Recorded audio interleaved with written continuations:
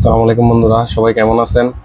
আজকে আপনাদের সাথে এমন একটা অ্যাপসের পরিচয় করাই দিব যে অ্যাপস দিয়ে আপনি সব কিছু করতে পারবেন। অর্থাৎ যে কোনো প্রশ্নের উত্তর আপনার জানা নাই বা অন্য কারো জানা নাই এমন কোনো প্রশ্নও যদি জিজ্ঞেস করা হয়, এই অ্যাপস থেকে সব কিছু বের করে দেওয়া হবে, সব কিছু জানিয়ে দেওয়া হবে। এমন কোনো কিছু নাই এই অ্যাপসের মধ্যে নেই। আপনার অনেক অজানা তথ্য, অনেক কিছুই এই অ্যাপস থেকে আপনি দেখতে পারবেন। আপনি শুধু লিখে দিবেন প্রশ্নটা, উত্তর উত্তর ও সাথে সাথে উত্তর দিয়ে দিবে।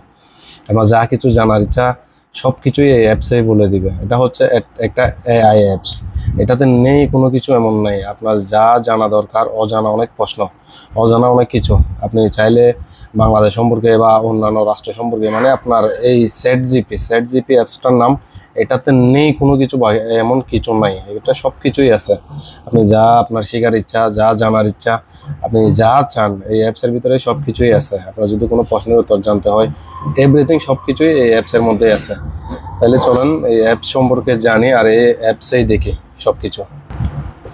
আমার আইডিতে যদি আপনি নতুন হয়ে থাকেন তাহলে আইডি শেয়ার করবেন, লাইক করবেন, কমেন্ট করবেন এবং ফলো করে যাবেন। ধন্যবাদ। আসসালামু আলাইকুম।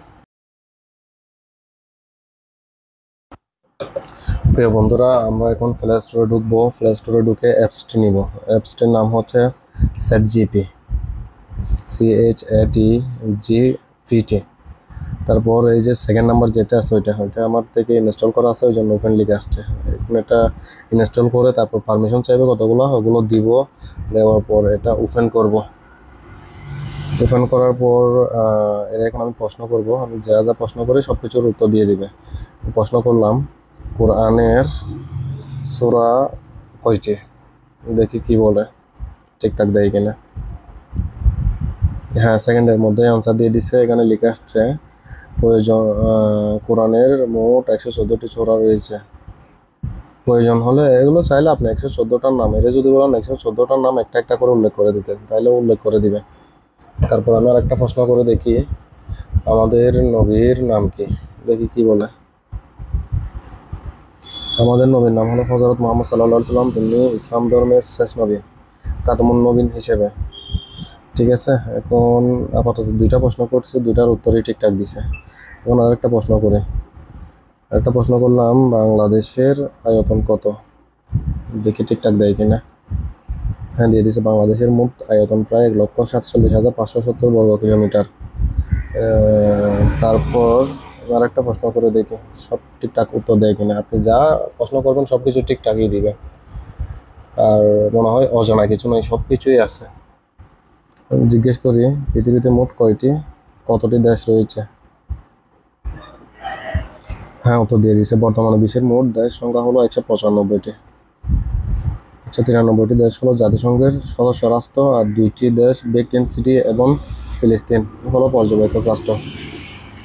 তারপর আমি আরো একটা প্রশ্ন করছি। এখন আমি দেখি কি বললাম বাংলাদেশের জেলা কয়টি, দেখি ঠিকঠাক উত্তর দেয় কিনা।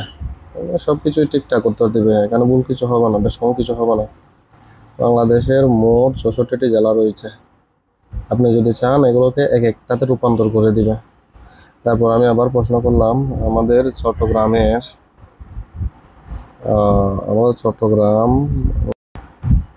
এর এখন জিজ্ঞেস করলাম আমাদের চট্টগ্রামে মেটানিক হসপিটালে তথ্য জিজ্ঞেস করছিলাম, সাথে সাথে জবাব দিছিল। আমাদের চট্টগ্রাম মেটানিক হসপিটালের লোকেশন কোথায়,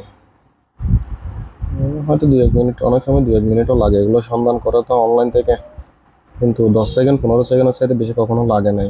এখন দেখেন চট্টগ্রাম মেট্রোপলিটন হসপিটালের সমস্ত তথ্য এখানে দিয়ে দিছে। তারপর আমি আবার প্রশ্ন করলাম আপনার চট্টগ্রাম যে ফার্কবি হসপিটাল আছে, ওখানে অনেক ডাক্তার আছে, অনেক সময় ওদের নাম্বার প্রয়োজন হয় বা কোন ডাক্তার কি বিশেষজ্ঞ ওইগুলো প্রয়োজন হয়, এখন ওগুলো সম্পর্কে জানতে চাইব। চট্টগ্রাম ফার্কবি হসপিটাল, টাইপিং একটু স্লো, টাইপিং বেশ কম হয়। চট্টগ্রাম ফার্কবি হসপিটালের ডাক্তারের লিস্ট বানাই দিবে। এখানে কি কি ডাক্তার আছে, কোন বিষয়ে ডাক্তার আছে, সব কিছুই আপনাকে একটা লিস্ট করে দিবে। এখানে সব কিছুই লিখে আছে। ডাক্তার মোহাম্মদ রেজাউল করিম, মানে উনি কি বিশেষজ্ঞ, কি সম্পর্কে তারপর ওনার সিরিয়াল নাম্বার, মোবাইল নাম্বার, এখানে সব কিছুই লেখা থাকবে, সব কিছুই থাকে। আপনার যেটা ইচ্ছা জানার, যা কিছু ইচ্ছা সব কিছুই এখানে পাবেন, A to Z সব কিছুই। এক কথায় বলতে গেলে একের ভিতর সব। আমরা তখন একটা বই গাইড পড়তাম, ওখানে লেখা থাকতো একের ভিতর সব, ওখানে সব কিছুই থাকতো। দেখ কি রকম, এখানে আপনি A to Z আপনার সব কিছুই পাবেন, যা কিছু ইচ্ছা। ঠিক আছে, ভিডিওটি ধৈর্য সহকারে দেখার জন্য ধন্যবাদ। ভালো থাকবেন। আসসালামু আলাইকুম।